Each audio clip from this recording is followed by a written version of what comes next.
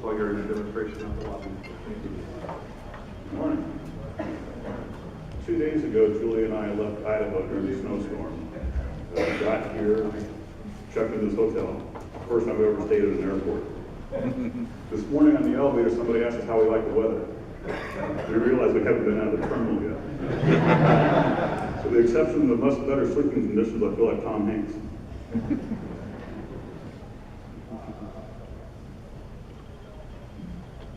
This is our new mascot. You might have seen the video of Solar Roadways. One of the biggest laughing points in that movie is scared of hitting moose. So he adopted a mascot. One of the big questions we get is, what are solar roadways? These are 3 of our panels. This is what we call our SR3. It's a third version, third prototype. Each panel is a hexagon of 4.39 square feet, weighs about 70 pounds. Each of these has 336 LEDs for making road line markings, verbiage, graphics, whatever you'd like your road or parking lot to do. Each of the panels has 44 watts of solar cells, and most importantly, to run all that, they also have heating elements. To run all that, we have a microprocessor in every panel. That turns every one of these panels into a small computer. And I'll explain how that's important later on. They can communicate wirelessly with each other and with big vehicles going overhead. We're on our 3rd contract with the Federal Highway Administration. What we really are is an infrastructure. People sometimes try to compare us to rooftop solar, but that's not what we're trying to do. We looked out at the roads that just sit there baking in the sun all day long. We thought, why not collect power from that? And it's a modular road system, and that's why the Federal Highway Administration has been funding our research. We're on a 3rd contract. We're doing all the same testing that asphalt and concrete have to go through. Right now, we've already done the traction testing, load testing. The load testing showed we could handle a 250,000 pound truck, which is over 3 times the legal limit. Impact resistance testing, we finished the moisture conditioning this year. We've got all the flying colors. They're doing shear testing this week at Marquette University. To do that, usually you take like a core sample of asphalt or concrete and you try to shear it in half. We can't do that with our panel, so they built a special machine that grabs the hexagon and use 1 million pounds of pressure to try to twist it apart like an Oreo. So we're interested to see how that turns out this week. Then next week they'll do the freeze-thaw cycling, and this summer they've already built a test track that's all done up in Milwaukee, the civil engineering department. They've built a track. We're going to put several of our panels there. In advanced loading, they're going to take a 9,000 pound truck tire and run it back and forth 24/7, and it'll simulate 15 years of truck abuse in 3 months. But Julie and I flew down there last year, and they had 6 of our panels sitting on a table, and the civil engineers looked around at the table, at the panels, and said, we're not going to be able to hurt these things. People wonder if they'll rut, but it's glass, and it's so much harder than rubber. Nobody believes that's going to happen. We'll see. But I told them, look, after a month of testing, that doesn't do any damage at all. Let's swap it out to a studded tire on there. The glass is also harder than steel. And if that doesn't do that, so we'll put a chain on there.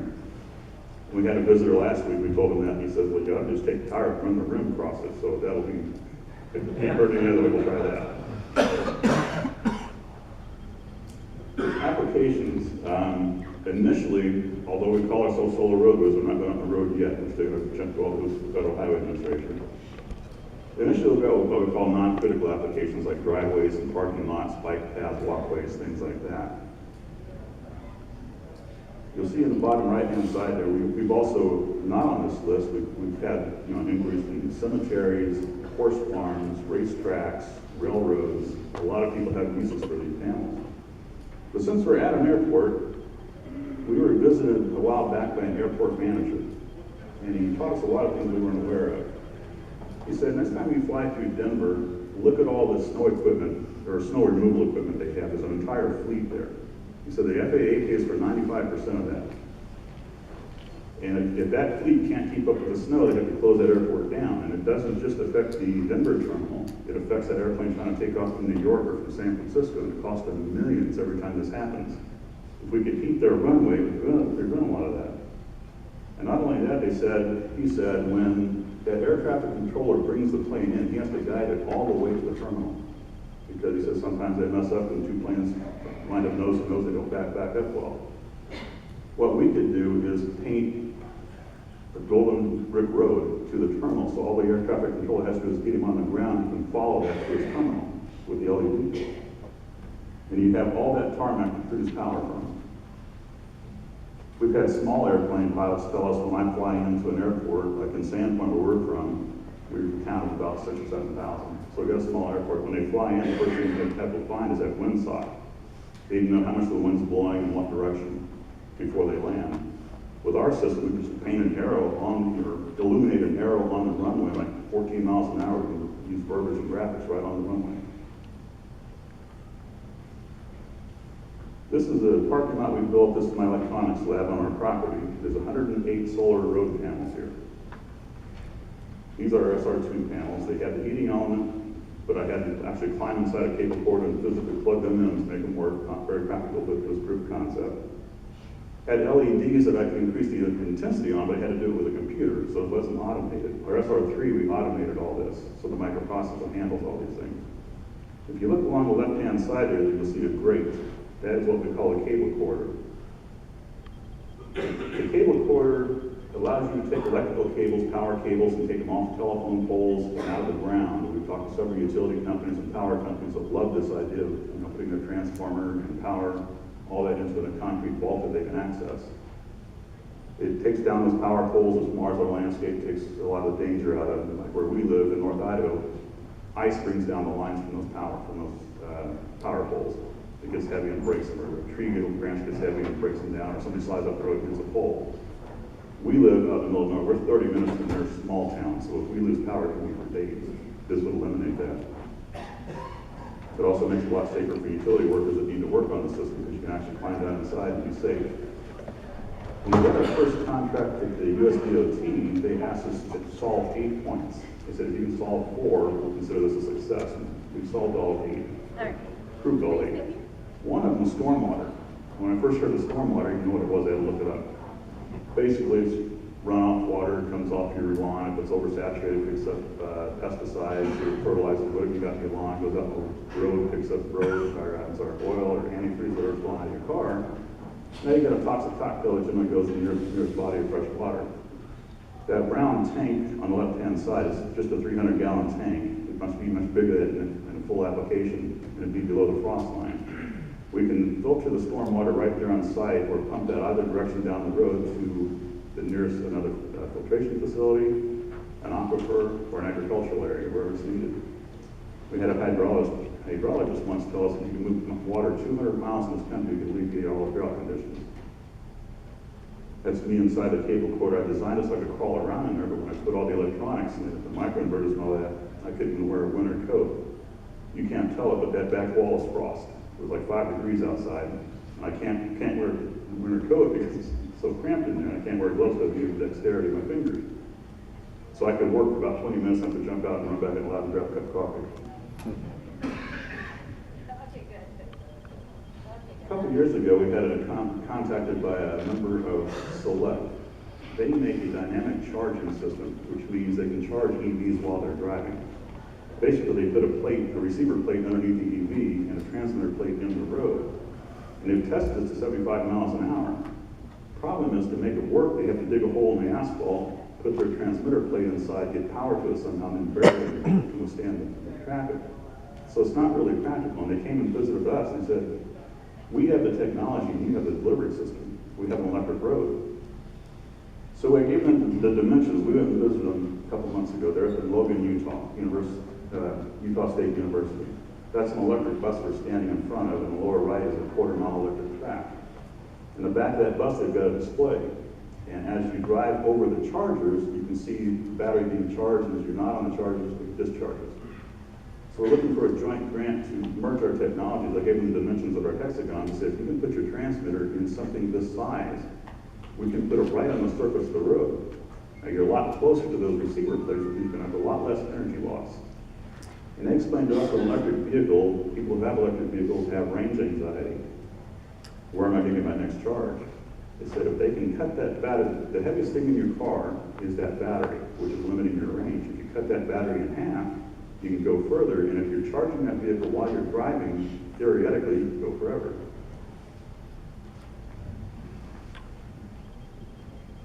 A while back, staff were invited by Google to their Mountain View headquarters to take a ride in their driverless car. If you ever get a chance, do it. It's a really neat experience. They put us in the back seat. They had two engineers in the front. They had to physically drive the car up to the 101, what was programmed to go auto. That device on top of the car is a 360-degree radar, and they have a, 360-degree laser, and they have a radar on the grill which maps where all the other vehicles are. And they're actually controlling the car using GPS and Google Maps. So on the way up there while they were driving, I started asking the question, like, how are you actually controlling the car, the steering, the braking? And they're using what's called the CAN bus architecture, which I was familiar with. That's what's in your car, that all your sensors are on the same network. So when you take it to the mechanic, he plugs it in and all the sensors record, he can tell you what's wrong with your car in an instant. What I didn't know is that same CAN bus architecture can accelerate, brake, and steer. That's how they're doing it. So when we got up onto the highway, he presses autopilot and they both turn around to look at us and it'll make you jump out of your seat. And he immediately started hitting me with questions. Is it true that you have a microprocessor every 2 feet in the road that can talk wirelessly to each other and to vehicles going overhead? Yes, that's exactly what we have. So we were both on the same page because what we're looking at is, rather than using GPS to ensure where the car is, I read an interesting article on the plane on the way here that GPS has its hardest time at dusk and dawn and sometimes can be completely off. I had a guy a couple days ago telling me this is off by 4 miles. With ours, when you put that panel down into a road, it has a fixed altitude, longitude, and latitude. It's not moving. It's deadly accurate. So anything passing over it, if we add our technology, a circuit board that can receive information from the road to their navigation system, then in theory, the road can actually drive the car. The road knows exactly where you are and where everybody else is. So you could, in theory, go out here and get in your car, say, take me to Daytona Beach, lay back, take a nap, or pop a cold one, whatever you want to do, and it'll take you directly to your destination. Now that I showed you earlier the 108 panel parking lot on our property. We call it a parking lot because that's what the US DOT asked us to do. But what we really did is we built a highway section. And I'm an electrical engineer, I'm not a civil engineer, so I invited a civil engineer friend of mine to come over on that parking lot. He said, what's under my feet? And so you got 1.5 inches of solar road panel, which is really bulletproof glass. It's tempered glass laminated together. Under that, we had 4 inches of rigid foam used for the aircraft industry. Beneath that, we had 7 inches of 7,000 PSI concrete. Beneath that, we had 48 inches of compacted number 2 rock. And he starts laughing. He says, you didn't build a highway section, you built a bridge. I said, that's good. This is a 30-panel installation in Sandpoint, Idaho. It's a downtown area, it's a public bathroom. So it's where everybody gathers at the farmer's market across the street. You probably don't recognize that, but that's the Gonzaga basketball team's team colors. We're taking request ones. The heating elements prevent snow and ice accumulation most of the time. We've been doing a lot of testing on that. What is the current threshold voltage? The way it works is there's 4 heating elements, 4 temperature sensors. I tell it, like, when it gets below 37 degrees, kick on and make your surface warm. We've been experimenting with how that works last winter and this winter. There's a rumor out there that you can't see LEDs in the day light. It's very easy to see them. And I tell people to go out in the street and next time you drive down the road, look at all the billboards, tail lights, stop lights, those are all LEDs now. In Sandpoint, every May we have what we call Lost in the 50s weekend, where everybody brings their old cars to town. They block off the roads, they put cones up, everybody backs their car in, pops the hood, you get to go around for 2 days looking at the old cars. And they have a dance, they block up the streets and have a street dance. This year we had some fun with that because they put the band right beside our display. And the kids came, kids loved playing on those blinky LEDs.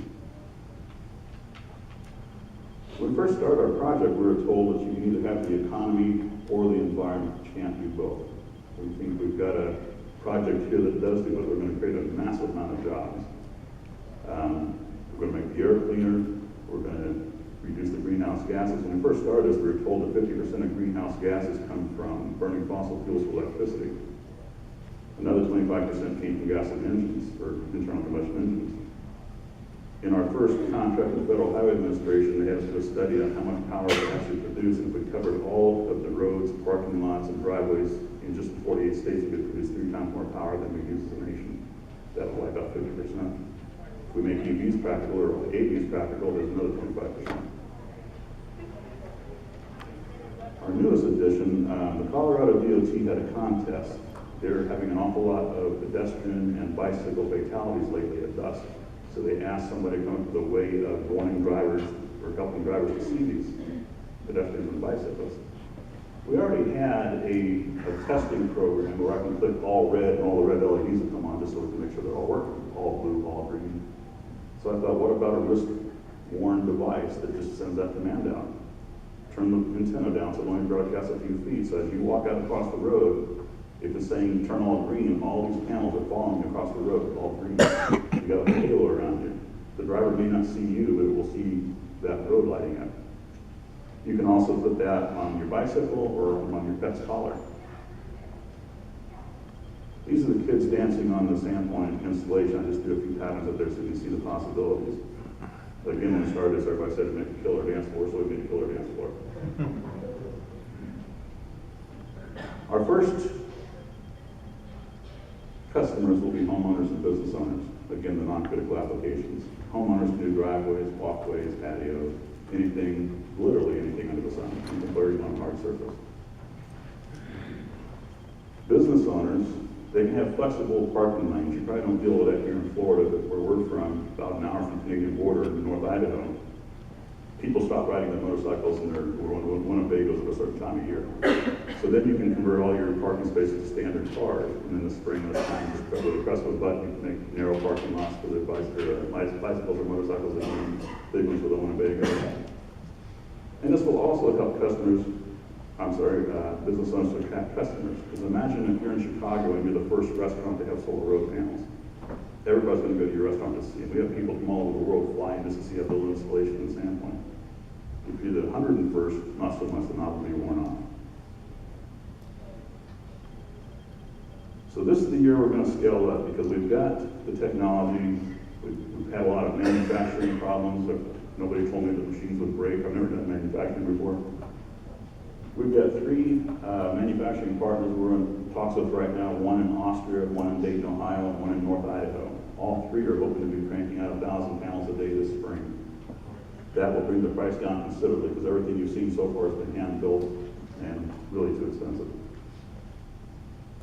I'm going to hold off on questions. We've got a 6-panel display out there across the hallway, and I'll be out there after this, and we'll answer all the questions you have. So thank you for your time.